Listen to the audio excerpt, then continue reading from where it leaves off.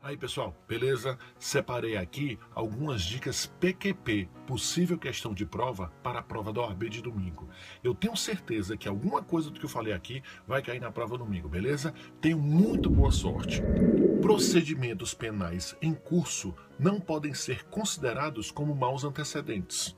Consequentemente, não podem servir para majorar a pena base, sob pena de afronta ao princípio da presunção de inocência.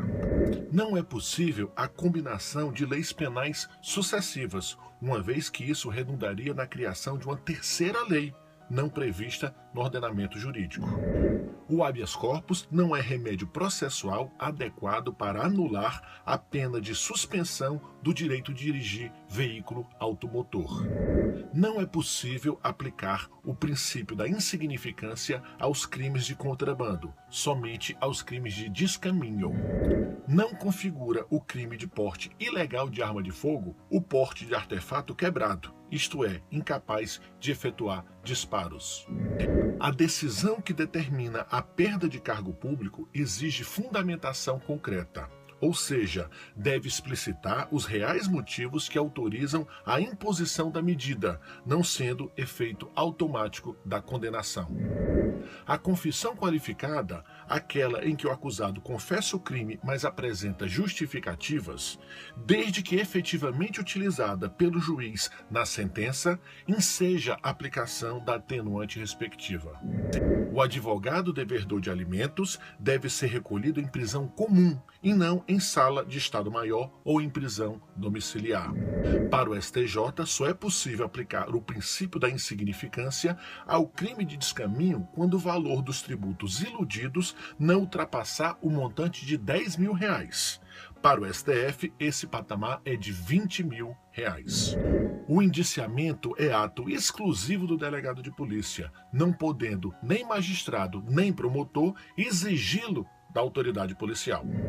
Não é efeito da sentença condenatória, por falta de previsão legal expressa, a pena acessória de cassação de aposentadoria, ainda que a aposentadoria do réu tenha ocorrido durante a ação penal.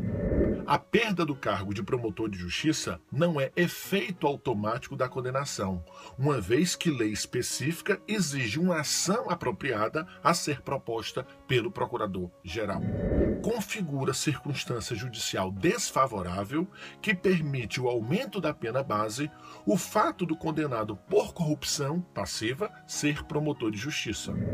Não pode o magistrado, no momento do recebimento da denúncia, corrigir a classificação jurídica do fato descrito, ainda que seja para permitir a suspensão condicional do processo. Não perde o foro por prerrogativa de função no STF o deputado federal licenciado para exercer o cargo de secretário de Estado. O habeas corpus não é meio processual adequado para questionar a pena de suspensão do direito de dirigir veículo automotor. A renúncia ao mandato parlamentar só cessará a competência do Supremo para julgar a ação penal originária se a renúncia ocorrer até o final da instrução. Não é possível a aplicação da continuidade delitiva entre roubo e extorsão, ainda que praticados em conjunto, pois não são crimes da mesma espécie. O retorno do senador titular às funções parlamentares faz com que o senador suplente perca o foro por prerrogativa de função no Supremo Tribunal Federal. A declaração falsa de pobreza para fins de obtenção dos benefícios da justiça gratuita não constitui crime. O Ministério Público pode realizar diretamente a investigação criminal. Ou seja, a atividade investigatória não é exclusividade das polícias. Nos julgamentos perante o tribunal do júri, o advogado da assistência de acusação tem o direito à réplica, ainda que o promotor de justiça não queira fazer uso dela. O descumprimento da medida protetiva de urgência prevista na Lei Maria da Penha não configura crime de desobediência. Para aplicação da majorante do tráfico interestadual, Não é necessário que a droga ultrapasse a divisa entre estados. Basta a comprovação de que o entorpecente se destinava a outra unidade da federação. Embora reprovável, é atípica e não configura crime a conduta de proferir manifestação de cunho discriminatório contra homossexuais através das redes sociais. É inepta e não deve ser recebida a denúncia que se baseia exclusivamente na confissão do suspeito que não foi advertido do direito ao silêncio, pois há ofensa ao princípio da não autoincriminação. Pode ser reconhecido como recurso em sentido estrito a apelação equivocadamente interposta contra a decisão que rejeita a denúncia. É inepta a denúncia que, em crime contra a ordem tributária, se limita a mencionar a condição de sócio do denunciado, não descrevendo, ainda que brevemente, a conduta ilícita supostamente praticada.